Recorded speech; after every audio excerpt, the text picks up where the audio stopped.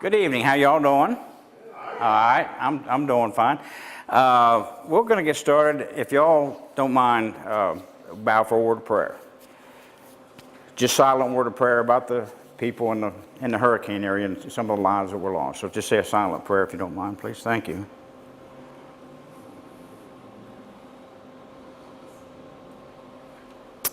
Okay. Thank you very much for that. I've got some books for sale. I'm going to talk to you about. We got a few more people coming. They're just going to have. Y'all were here. I never punish people for being on time. I was with the YMCA, went down to New Orleans, and the people in New Orleans were about an hour late, and I was showing a movie, and I went 7 hours to come down to New Orleans to be there, and they all got upset when I said, "Y'all stay at the very end. Come on and have a seat." I'm Chuck Wachob, and just getting started. But anyhow, I don't punish people for being late, so you're not going to be punished. But I don't punish people for coming on time, so we're getting started. Okay. I'm from here, not originally, from Pennsylvania. I got down here as fast as I could. I didn't know what a good thing y'all had down here. And also my wife's from here, so that kind of brought me down here. Spent 22 years in the YMCA, spent 4.5 years in the Air Force. Retired out of the YMCA, and we retired back to here. So that's kind of a thumbnail sketch. Okay. To boost sales of this is a small enough crowd, we can do this. For the books, this is one of the chapters in the book, and it says, "I bet you don't have a green bowling ball in a green wooden case."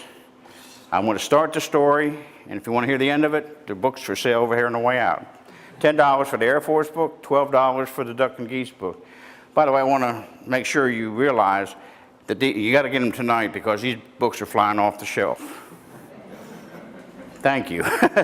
Anyhow, I rolled two games over 200 with this ball, and a game about 190. The best series I've ever rolled, and it fits my hand. And I rolled it at summer camp at Myrtle Beach, South Carolina, where I went to Air Force summer camp.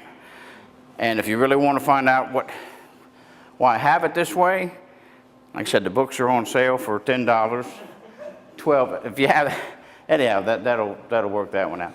But it's an interesting story. It actually happened the way I had written it, and so I'll put this back up again so y'all can take a look at it. All right, I've got jokes. I've got a lot of jokes. We've got some more people coming in. Come on in, come on in, come on in, come on in. I'm facing the wrong way. We'll get some more people here. But I got a bunch of jokes. I got a bunch of funny stories. So if y'all just sit back, relax, and I hope, my wife says I'm here to entertain the whole world. But tonight is just for y'all. So first joke that I have, and I got to say this for the young guy, traveling salesmen were, back in the days when I was young, it was okay to be a traveling salesman. You went as far as you could for the day, sold your stuff, and then you checked into a house, farmhouse, and people would put you up, and that's how you made your money, okay? That was too long, that was very long ago. But anyhow, and most of the homes did not have running water, and that's important. So, anyhow, a traveling salesman comes to a farmer, and he says, "Hey, I need to be put up for the night." And he says, "Sure, sure." They had good reputations back then. He said, "The only thing is, the bedroom that my 10-year-old son has is the only one left. There are 2 beds there." And he said, "You're more than welcome." So, excuse me, he gets up to the bedroom, and he thinks about it. He says, "I've never been to the farm before." He said, "I can't go wrong if I do what the kid does, the child does, okay?" So, child gets his pajamas, goes in the bathroom, comes out. So he says, he gets his pajamas, he goes in the bathroom, he comes out. Then when he comes back, the child was on the far side of his bed, kneeling. And he said, prayer time. He starts kneeling beside his bed. So finally, the kid turned to him and said, "What are you doing?" He said, "I'm doing the same thing you're doing." And the kid replied, "Mom's not going to like it. The pot's over here." They had to go to the back. They had outhouses. Okay. Aren't you glad you didn't live back then? You had to go outside and go to the bathroom, but this was a chamber pot, which y'all know. And hats off to my wife. She didn't want me to buy one to keep it in the house because... I'll explain it to you after we're done. Okay. My favorite, one of my favorites, and all of these are kind of, I just selected some of them. A reporter, went to a farm. There you are. And he went to a farm. And he was going to do a story on the farm. And about the time he got started, there was a wooden leg, a pig that walked by with a wooden leg kind of hobbling along. And the reporter kept looking at it, and he kind of smiled, and he says, "Hey, don't laugh at my hero pig." And the reporter said, "Okay." So he started finishing the story and asking questions and everything. About that time, the pig comes hobbling back by with a wooden leg. And so he said, "I told you, don't smile at my wooden leg." He said, "Well, can you give me an example about your hero pig?" He said, "Well, I was out plowing my field, rained a lot, my tractor tipped over, my face was in the mud. I knew I was a goner." And he said, "The pig came up and wallowed out of place, and I then went and got some help." He said, "So don't laugh at my hero pig." So he said, "Can you give me another example?" He said, "Yeah, about a month ago, my wife and I were in our bedroom, and our house caught fire. We didn't know it. Well, the pig comes up, butts his head against the wall right by where we were sleeping, and saved our lives. We got out just in time, jumped out the window. So please don't laugh at my hero pig." So after a while, he finishes the story, and as a good reporter, which you're going to be, a good reporter says, I'm going to finish the story. So the farmer tells him all the information. Finally, he said, "Look, as a reporter, I got to ask you, what's the pig with the wooden leg?" He said, "You know, how'd that happen?" He said, "Well, you don't eat a hero pig all at one time." I'll explain that to you afterwards, too. Okay. Here's one of my favorites. These are all favorites. I won't say that every time. Farmer decides about Easter time to surprise his hens. So he takes all the colored Easter eggs that are left over, puts them in their nest. And so you all know what happened next? Any idea? The rooster went out in the barnyard and beat up the peacock. Thank you. I'll explain that later on, too. Or, Mom, why don't you take care of that one, okay? Okay. This is for women only. Men will get it, but we don't like it, okay? A guy goes to a big department store with perfume counter.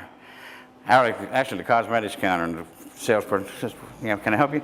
He said, "My wife's at home. I've been on the road for 30 days, and my wife's at home with 3 preschoolers." And he said, "I want to do something for her." And of course, most salespeople, "Oh, that's so sweet of you. That's nice." She said, "Do you have any idea?" And he says, "Yeah, she's out of perfume." So she says, "Look, we got the biggest selection of perfume in the state, not just this city. We'll keep you happy. You won't go home unhappy." So she goes back, gets a bottle, cracks it, and he smells it, and he says, "How did you know? That's her scent." He said, "Well, all the women love it. It's a good scent and everything." He said, "Well, how much is it?" He said, $125. He said, "Oh, that's way too expensive. It's too expensive, too costly." So she says, "We'll keep you happy." Comes back, cracks another one. "It's pretty good. Did not like the first. How much is this one?" He said, $85. He said, "Still too expensive, too expensive." Y'all were smart enough. $65, $55. $40. Finally, she's getting a little tired of this, it's too expensive, too expensive. So she brings out her last bottle, cracks, and he says, "Not as good as the first one, but I understand. How much is this one?" She said, $15, and just knew she had a sale. And he looked at her and he said, "Still too expensive." He says, "Can you show me something that's very, very cheap?" And she hands him a mirror. Now, women get that one. Us men, we're still looking for the $5 bottle. I'm sorry. Okay. Old man's fishing on a pier and a little dock. And he hears, "Pick me up. Please pick me up." He looks around. He doesn't see anything. He's fishing a little more, and he says, "Pick me up. Please pick me up." And finally, he said, "I'm down here." He looks down there, and there's a frog. He picks up the frog and looks at it, and the frog says, "I'm really a beautiful, beautiful woman, and I'd be your slave for the rest of your life. All you have to do is kiss me, and I'll turn into a beautiful woman for you." So Takes the frog and he puts it in his pocket. And wait a minute, take me out. So he picks the frog out and he says, what are you doing? He said, at my age, I'd rather have a talking frog. I can identify with that. I wasn't did that one. We'll catch you up later on. Okay. Long ago in the Western days, preacher was coming to town. Brand new, okay? And so he puts out posters, he puts out bulletins, he puts out articles. This is Monday morning. Sunday, greatest preacher in the world, and I got a message for you, just you. Well, he comes to church, and he opens the doors, and there's only one man sitting halfway down the pews.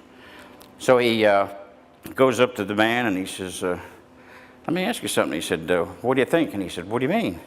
He said, well, I've advertised all week, and we wanted people to come, and he said, only one person shows up. What do you think? He said, well, I'm not a man of the cloth, I'm a farmer, have a cattle farm about 10 miles down the road. He said, and if I take a wagon load of hay out to feed a cow and it comes, I feed it. He says, I got you. He gets up in the pulpit and he starts preaching. Probably the best sermon of his whole life. He prepared a whole week. So he said he kept preaching and preaching. It went on an hour. And the farmer just sat there with his arms folded. Hey, y'all come on in, get some chairs or lean up against the wall. So the farmer, he goes down and sees the farmer and he says, well, what do you think? This is after an hour of preaching. And the farmer said, well, like I told you, I'm not a man of the cloth. I have a farm 10 miles down the road. He said, and if I take a wagon load of hay out to feed a cow, I feed it. He said, yeah, I got you so far. He said, but I don't dump the whole wagon load on one cow. All right, let's see. Guy was in his brand new Cadillac on the interstate, okay? And he wanted to see what the Cadillac would do. So nobody's coming. So he puts floors a little bit, going 90 miles an hour. Looks around. She's a chicken in the lane right next to him, okay? And he looks over and it's a three-legged chicken. And I mean, it's going 90 miles an hour. He said, phew, I'll go. He puts it down to 110. Nobody's coming, no safety problems. And the chicken right up with him. Made him a little mad, so finally he sees the chicken past him and turn off at the next exit. Well, he sees and there's a farmer cutting his grass, and the chicken runs right by the farmer, back in the back area. So finally he pulls up to the farmer and he says, did you see that? And he said, what? He said, I was going 110 miles an hour down the highway, and the chicken was right with it, and he passed me and came down here. It looked like he had 3 legs. And the farmer said, yeah, I know. He said, I raised 3-legged chickens. He said, why would you raise 3-legged chickens? He said, well, there's myself, my wife, and my son, and we all like legs. Oh, now I get that one. Wait till I get to the punchline. Okay, so he said, well, how do they taste? He said, I don't know, I haven't caught one yet. Now you can laugh. All right. Guys robbed a bank, $4 million, big bank, big city, and they don't catch him for a while. So finally they catch him after 2 or 3 weeks. The FBI gets involved and everything. So they put him away for quite a long period of time. And so the FBI, as they normally would do, they didn't get the money, so they started monitoring his mail. 10 years went by. They said, he's going to give up where that money is, and we're going to catch him. So one day a letter comes in from his wife and says, dear husband, dear hubby, I'm thinking about, we got a farm, I'm thinking about digging up the back 40 and planting potatoes. And he sends a letter back saying, honey, do not, underline not. Now he knows it's being monitored. So anyhow, he said, do not dig up the back 40. Next letter comes back by and she says, last week, 200 FBI agents came with shovels and dug up the back 40. Please advise, now plant the potatoes. He wasn't as dumb as he thought. Okay. Okay. In South Georgia, we have red clay. Even in Savannah, it's red clay over here. Okay. So this guy decides to take a shortcut about 2 in the morning, and he comes across a cemetery, and he falls into a newly dug grave. They're going to do the ceremony the next day. So it was raining just a little bit, enough mist. Well, he gets over to the side and he starts climbing. He starts crawling. He starts clawing. I mean, he gets nowhere, just keeps sliding down. Georgia clay is pretty slippery. So he says, well, he hollered as long as he could. Nobody was in the graveyard. So he decided to sit in the corner of the grave and wait till morning. Well, about a half an hour later, another guy makes the same mistake. He's cutting across the cemetery for a shortcut, and he falls in. And so he's over there climbing and clawing and everything and screaming. And finally, the guy sitting in the corner says, "You'll never get out of here." But he did. He had a little more incentive, didn't he? Okay. Let's see. Back in the astronaut days, when it first started, they trained monkeys and astronauts to do the same thing. In case the guy has a heart attack, the monkey can perform all the little procedures. So the astronaut didn't like that, having a monkey sitting beside him. So came time for the first maneuver, and the monkey's phone rings. He picks up the phone and puts it down, and he does 2 maneuvers, pushes 2 buttons. Beautiful. The rocket just goes perfect, perfect. So astronaut's getting a little steam, but he says, that's not the major maneuver. They're saving me for the major maneuver. Second one comes up, and monkey phone rings, and he nods. There's just 1 button to push. So he pushes it right on trajectory. Perfect. And so the astronaut's getting a little more steam. He said, but the big one's coming up. He said, they're saving me for the big one. The monkey can't do it. He said, they know it. I've trained so hard for this. So finally, just before the big maneuver, the astronaut phone rings, picks it up, and from Houston it says, feed the monkey. All that training went down by the wayside. Yeah. Okay, 2 antennae are on the same roof, facing each other. In 5 years, they fall in love. They decide they want to get married. Another year goes by, and they decide to get married. And they do get married. You know, the wedding ceremony was bad, very bad, but the reception was really great. You may have to explain that one to him, too. I don't know. Okay. Seriously, but I'm lying. All right. Sometimes when we get older, we get little dementia. I hate to say it, but I'm 74, so I can speak for most of the people in this room. A couple went to another couple to have supper.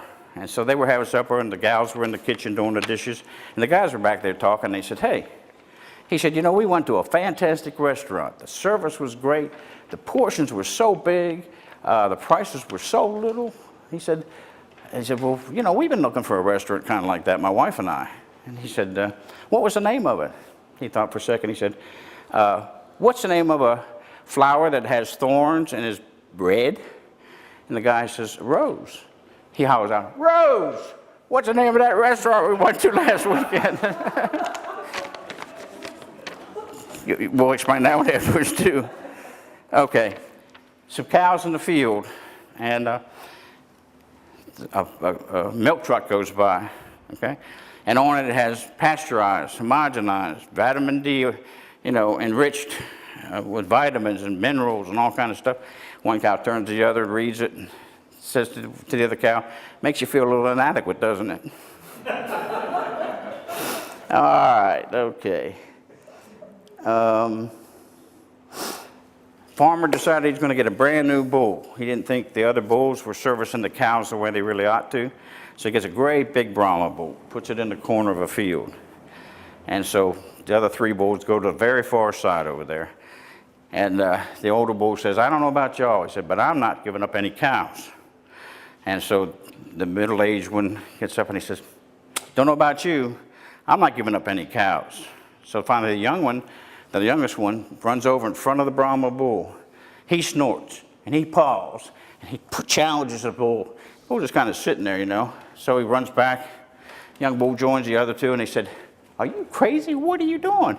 He said, I want to make sure he knew I was a bull. All right.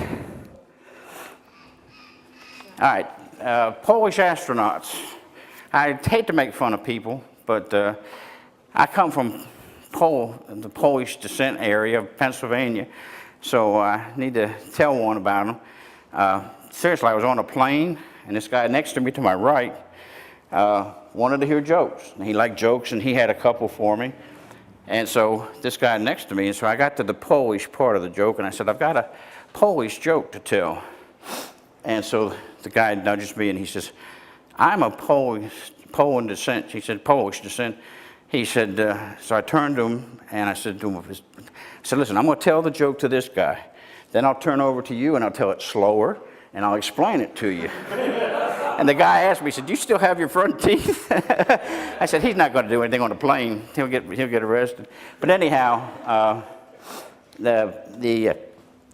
excuse me, the Polish astronauts, two of them were Polish descent. They bombed out of the astronaut program. So finally, they called a big news conference, had TV there, had reporters there, and they're all excited about this. They announced a good shot that they were going to take, and they did it on their own. And so one of the reporters said, well, what are you going to do? A lot of things have been done.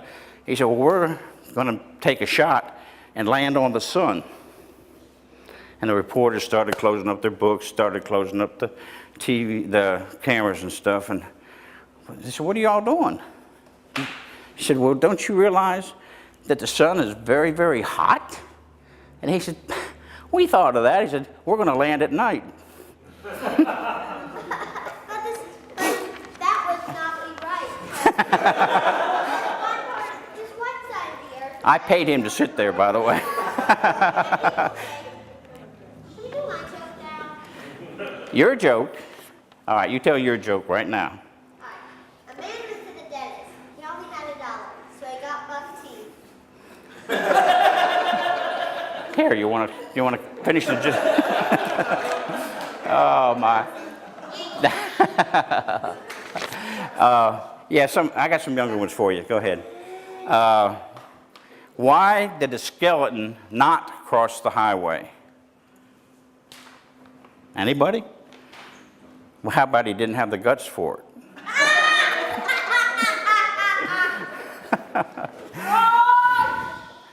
Okay.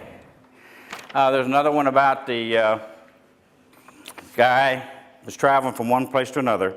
He really had to get there in a big hurry, and he got stuck in a bog that was covered with water. His car was stuck in the field. So he goes to the farmer and he says, I got a problem. I really need to get about 100 miles down the road. There's a meeting I need to get to. He said, I'll pay you anything if you can get my car out of the bog. And he says, I'll do it. So the farmer gets one mule, brings it down, ties it up to the car, and he hollers out, come on, Don. Come on, Jim. Come on, Sally. Come on, Rose. And finally, come on, Belle. And the mule goes and pulls the car out. So he was glad. He paid him the $100, and he said, by the way, don't you know the name of your own mule? He said, oh, yeah, it's Belle. He said, but if she thinks she's here by herself doing it, she won't do it. She thought she had a lot of help. So anyhow,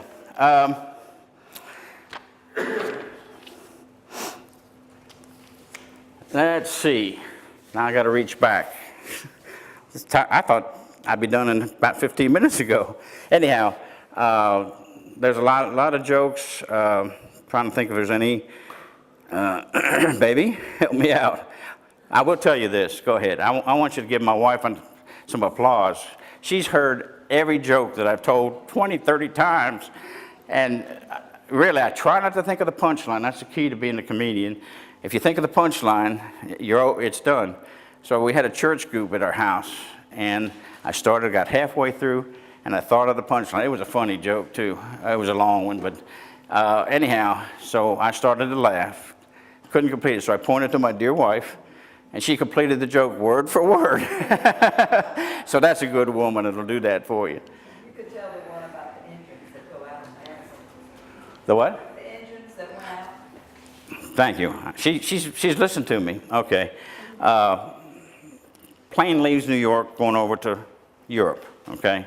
And they get about 20 minutes out, 30 minutes out, and all of a sudden the plane goes, and the guy sitting next to the guy says, what happened? And the pilot comes on and says, ladies and gentlemen, don't get perturbed or don't get excited. He said, one of our very powerful 4 engines just went out.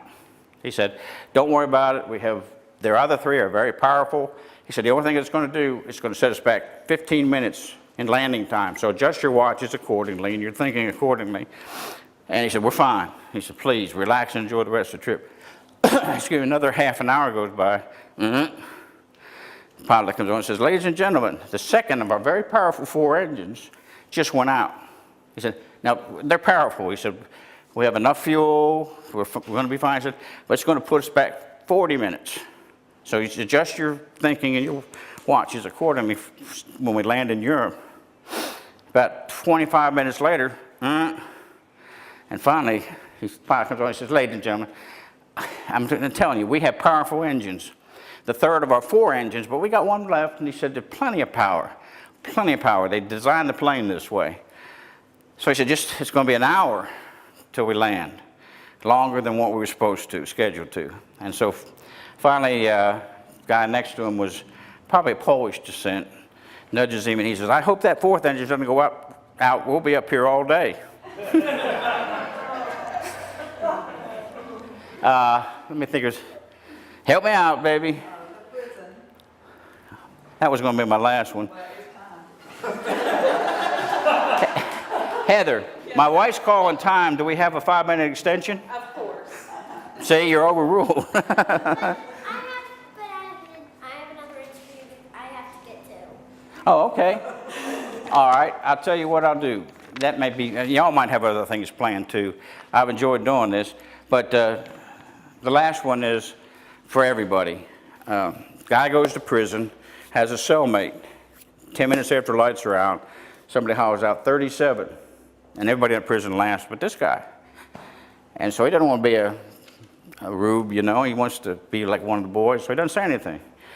Next night, 10 minutes after the lights are out, somebody hollers out 73. Everybody in prison laughs, but this guy. So anyhow, he gets to him, so finally asks his cellmate, he says, listen, what's going on? 37, everybody laughs. 73, everybody laughs. I don't get it. He said, well, he said, yeah. He said, there's one prison library, and there's one joke book in the prison library. Somebody went down and numbered all the jokes. So we've all read it a million times. He said, we just remember the number, remember the joke, and then we laugh. He said, oh man. He said, I want to be one of the guys, you know, one of the regular guys. So he goes and studies that joke book all day long. Finally, he sees the one, so he can't wait. 9 minutes after lights are out, he gets on top of his bunk and hollers out 102, and nobody laughs. And he's crushed. He sits down in his bunk, he tells his cellmate, he said, 37 one night, everybody laughs. 73 the next night, everybody laughs. I holler out 102, and nobody laughs. He said, well, that's the way it is. He says, some people just don't know how to tell a joke. All right. I was going to conclude with that one, so I guess I better had. Y'all have other things to do. If you enjoyed this, contact Heather. We have a whole theater in there that we might be able to crowd. But I appreciate you all coming. But I was in the YMCA for 22 years. And I know some of you have already eaten, or you're ready to go eat. So if you all just stand up, I'd have an exercise for you. Just everybody stand up. Okay? Then you can eat a little bit more. All right, remember, I was an instructor for years. I want you to put your hands in front of you, like this. Swing them, get them closer, closer, closer, closer, real close. Touch them. I thank you for the standing ovation. Look, enjoyed it, y'all. Thanks for taking your time. Thank you so much. If anybody would like to stick around and talk about the books, or we're also going to be giving tours of the theater for those of you who aren't familiar with our space. Thanks for coming, and we hope to see you around at the theater. Thank you so much for the attention. Okay, you go to your other function. I appreciate it.